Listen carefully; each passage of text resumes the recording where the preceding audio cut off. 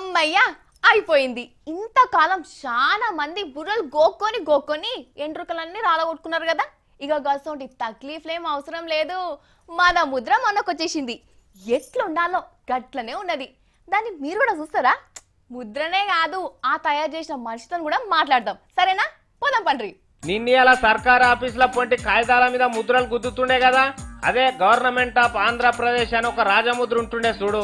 నడిమిట్ల పూర్ణ కుంభం అని ఒక చెంబు ఉంటుండే, చుట్టుముట్టు గురుగులు బోల్రేసినట్టు గుర్తులుంటుండే, మీద ఇంగ్లీషులా, ఇటుపక్క తెలుగులా, ఇంకో పక్క హిందీలా రాసి ఉంటుండే. కింద 3 సింహాల బొమ్మ, దాని కింద సత్యమేవ జయతే అని హిందీలు ఉంటుండే. తెలంగాణ వాసన కూడా లేకుంటుండే ఆ బంగారు ముద్ర. ఇక ఇప్పుడు మన రాష్ట్రం మనకొచ్చింది కదా, అందుకే మనది మనకు తయారు చేసిండ్రు. రామసక్కని ముద్ర మనది. ఇక చూడుండ్రి పచ్చ రంగులు ఎంత చక్కదనం కొడుతున్నదో. 3 సింహాలు మీదికి పెట్టి, కాకతీయుల తోరణం కట్టి, నడుమిట్ల చార్మినార్ను నిలబెట్టి, ఓ దిక్కు ఉర్దూలా, ఇంకో దిక్కు తెలుగులా, మీద ఇంగ్లీష్లా రాసిండ్రు గవర్నమెంట్ ఆఫ్ తెలంగాణ అని. కింద సత్యమేవ జయతే అట్లనే ఉంచిండ్రు. ఈ 2 తారీఖు సంధి తెలంగాణలో ఉన్న అన్ని సర్కార్ ఆఫీసులలో ఇవే ముద్రలు గుద్దుతారన్నట్టుగా కాగితాల మీద. మరి ఇంత మంచి ముద్రను ఎవరు తయారు చేసిండ్రో ఎరికేనా? ఇగో గీసారే. ఈయన పేరు ఏలే లక్ష్మణ్, నల్గొండ జిల్లా మనిషి. మస్తు ఆలోచన చేసి తయారు చేసిండట ఈయన.